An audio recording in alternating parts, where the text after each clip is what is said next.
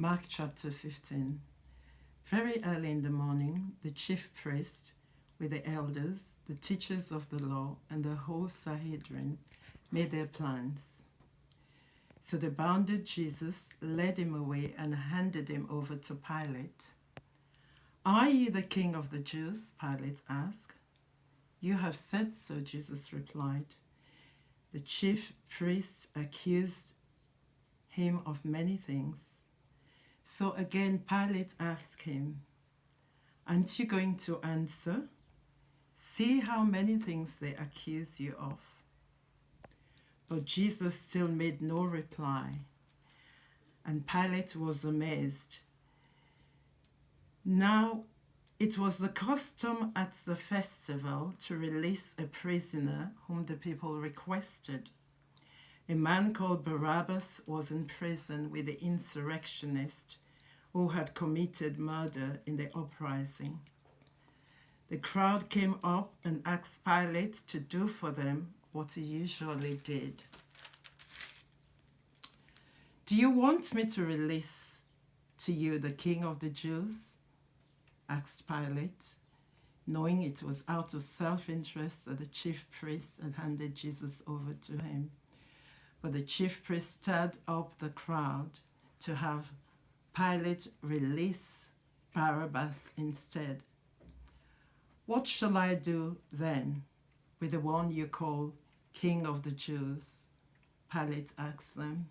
"Crucify him," they shouted. "Why? What crime has he committed?" asked Pilate. But they shouted all the louder, "Crucify him." Wanting to satisfy the crowd, Pilate released Barabbas to them. He had Jesus flogged and handed him over to be crucified. The soldiers led Jesus away into the palace, that is the praetorium, and called together the whole company of soldiers. They took a purple robe, they put a purple robe on him, and then twisted together a crown of thorns and set it on him. And they began to call out to him, "Hail, King of the Jews!" Again and again they struck him on the head with a staff and spit on him. Falling on their knees, they paid homage to him. And when they had mocked him, they took off the purple robe and put his own clothes on him. Then they led him out to crucify him.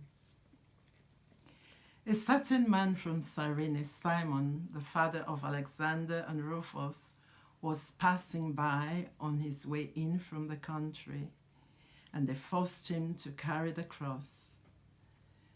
They brought Jesus to the place called Golgotha, which means the place of the skull. Then they offered him wine mixed with myrrh, but he did not take it, and they crucified him. Dividing up his clothes, they cast lots to see what each would get. It was 9 a.m. when they crucified him. The written notice of the charge against him read, "The King of the Jews." They crucified 2 rebels with him, one on his right and one on his left. Those who passed by hurled insult at him, shaking their heads and saying, "So, you who are going to destroy the temple and build it in 3 days, come down from the cross and save yourself." In the same way, the chief priests and the teachers of the law mocked him among themselves. "He saved others," they said, "but he can't save himself. Let this Messiah, this King of Israel, come down from the cross, that we may see and believe." Those crucified with him also heaped insult on him. At noon, darkness came over the whole land until 3 in the afternoon. And at 3 in the afternoon, Jesus cried out in a loud voice, "Eloi, Eloi, lama sabachthani," which means, my God, why have you forsaken me?" When some of those standing near heard this, they said, "Listen, is calling Elijah." Someone ran, filled a sponge with wine vinegar, put it on a staff, and offered it to Jesus to drink. "Now leave him alone. Let's see if Elijah comes to take him down," he said. With a loud cry, Jesus breathed his last. The curtain of the temple was torn in two from top to bottom. And when the centurion who stood there in front of Jesus saw how he died, he said, "Surely this man was the Son of God." Some women were watching from a distance. Among them were Mary Magdalene, Mary the mother of James the younger, and of Joseph and Salome. In Galilee, these women had followed him and cared for his needs. Many other women had come up with him from Jerusalem. They were also there. It was preparation day, that is, the day before the Sabbath.